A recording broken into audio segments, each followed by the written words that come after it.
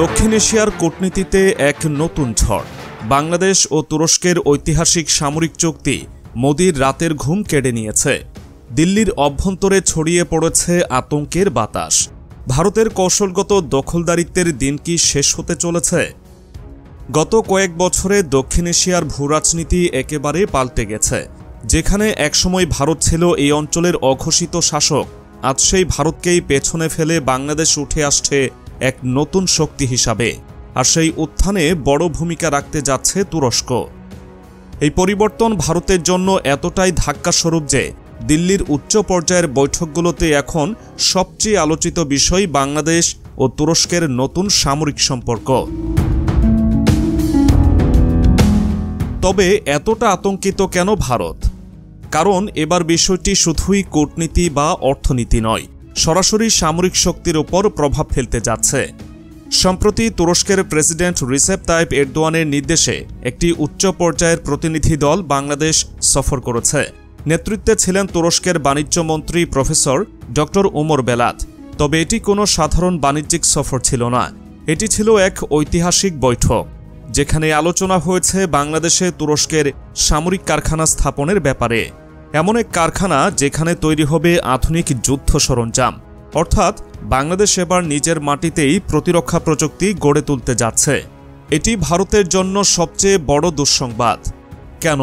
কারণ এতদিন ধরে বাংলাদেশ সামরিকভাবে ভারতের উপর নির্ভরশীল ছিল, কিন্তু এবার সেই পরিস্থিতি পুরোপুরি বদলে যেতে চলেছে।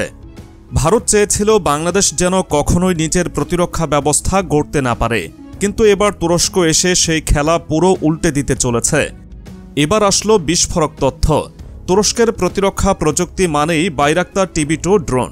এই ড্রোন বিশ্বের সামরিক ক্ষেত্রে এক অভূতপূর্ব বিপ্লব ঘটিয়েছে।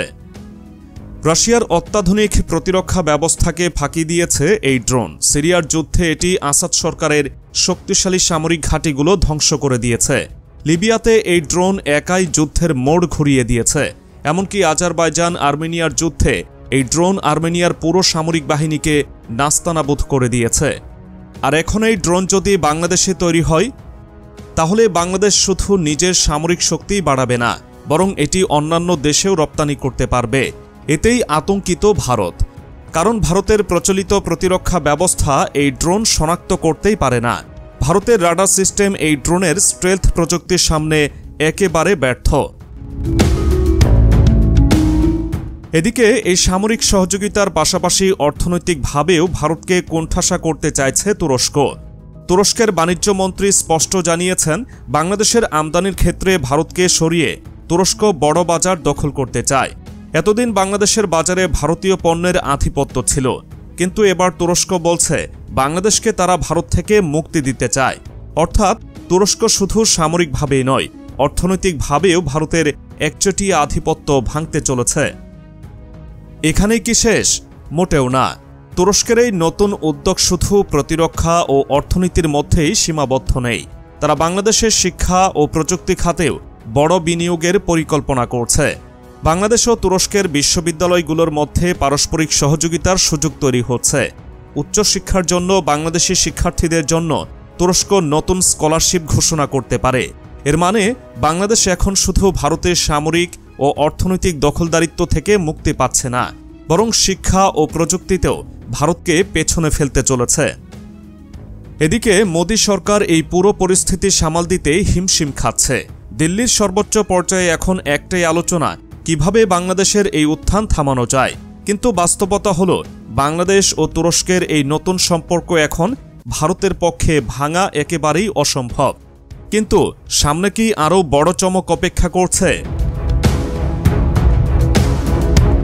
তাহলে কি দক্ষিণ এশিয়ার কূটনৈতিক খেলার সব হিসাব নিকাশ বদলে যাচ্ছে? এমন এক সময়ে যখন মোদি সরকার দক্ষিণ এশিয়ায় নিজের একচেটিয়া আধিপত্য ধরে রাখতে চাইছে, তখন বাংলাদেশ ও তুরস্কের এই সামরিক মৈত্রী ভারতকে নতুন চ্যালেঞ্জের মুখে ফেলে দিয়েছে। দিল্লির নীতি নির্ধারক মহলে এখন অস্থিরতা চরমে। বিশেষ করে প্রতিরক্ষা বিশেষজ্ঞরা বারবার বলছেন, তুরস্ক ও বাংলাদেশের সামরিক চুক্তি ভারতকে সম্পূর্ণ নতুন এক পরিস্থিতির মুখোমুখি দাঁড় করিয়েছে। প্রশ্ন হচ্ছে, ভারত কি এই নতুন জোট ঠেকাতে পারবে? যতই ভারত কূটনৈতিক চাল দিতে চাইছে, বাস্তবতা হচ্ছে তুরস্ক কেবল বাংলাদেশ নয়, পুরো বিশ্বে এখন সামরিক ও কূটনৈতিকভাবে শক্তিশালী অবস্থান তৈরি করছে। মধ্যপ্রাচ্যে আমেরিকার প্রভাব কমার পর তুরস্ক সেখানে এক নতুন শক্তি হিসেবে উঠে এসেছে। সিরিয়া, লিবিয়া থেকে শুরু করে আজারবাইজান প্রতিটি যুদ্ধে তুরস্ক তার আধিপত্য প্রমাণ করেছে। এখন এই শক্তি যদি বাংলাদেশকে তার সামরিক সক্ষমতা বাড়াতে সাহায্য করে, তাহলে ভারতের জন্য এটি বড় দুঃসংবাদ ছাড়া কিছুই নয়। বাংলাদেশের সামরিক শিল্প যদি দ্রুত এগিয়ে যায়, তাহলে ভারতীয় সেনাবাহিনীর জন্য এটি এক নতুন বিপদের ঘণ্টা বাজাবে।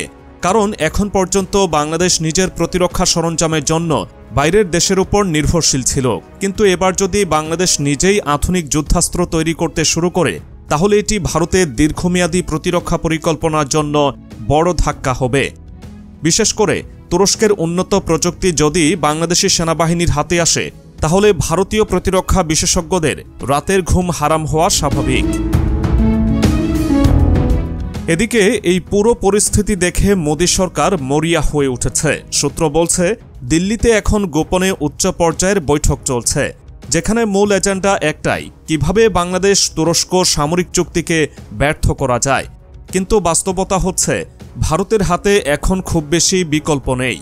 অন্যদিকে তুরস্কের এই সামরিক সহযোগিতার ফলে শুধু বাংলাদেশ নয়, পাকিস্তানও নতুনভাবে শক্তি পেতে চলেছে। তুরস্ক পাকিস্তান সামরিক সম্পর্ক বহু আগের, এবং এখন বাংলাদেশ এই শক্তিশালী সামরিক ব্লকের অংশ হলে ভারত পুরোপুরি কূটনৈতিকভাবে একা পড়ে যাবে। এটাই দিল্লির সবচেয়ে বড় দুশ্চিন্তা। বিশেষজ্ঞরা বলছেন, ভারত হয়তো এখন আমেরিকার দিকে আরও বেশি ঝুঁকবে, কারণ একমাত্র আমেরিকা এখন ভারতের সামরিক শক্তিকে আরও বাড়াতে সাহায্য করতে পারে। অন্যদিকে বাংলাদেশ তুরস্ক সম্পর্ক শুধু সামরিক খাতেই সীমাবদ্ধ থাকছে না। তুরস্কের প্রেসিডেন্ট এরদোয়ান বাংলাদেশকে দক্ষিণ এশিয়ার নতুন অর্থনৈতিক শক্তি হিসেবে গড়ে তুলতে চান। সূত্র বলছে, তুরস্ক শুধু সামরিক কারখানায় নয়, বরং বাংলাদেশে প্রযুক্তি, জ্বালানি ও বাণিজ্য খাতেও বড় বিনিয়োগ করতে যাচ্ছে। এটি বাংলাদেশের জন্য বিশাল সুযোগ, কারণ এতে দেশটির অর্থনীতি আরও শক্তিশালী হবে, যা ভারতের জন্য আরেকটি বড় ধাক্কা। এখন প্রশ্ন হচ্ছে, সামনে কি অপেক্ষা করছে? বিশেষজ্ঞরা বলছেন, আগামী 1-2 বছরের মধ্যে বাংলাদেশ ও তুরস্কের মধ্যে আরও বড় সামরিক ও কৌশলগত চুক্তি হতে পারে। আর যদি তা হয়, তাহলে বাংলাদেশ হবে দক্ষিণ এশিয়ার সবচেয়ে বড় সামরিক ও কৌশলগত খেলোয়াড়, যা ভারতের জন্য এক বিশাল দুঃস্বপ্নে পরিণত হবে।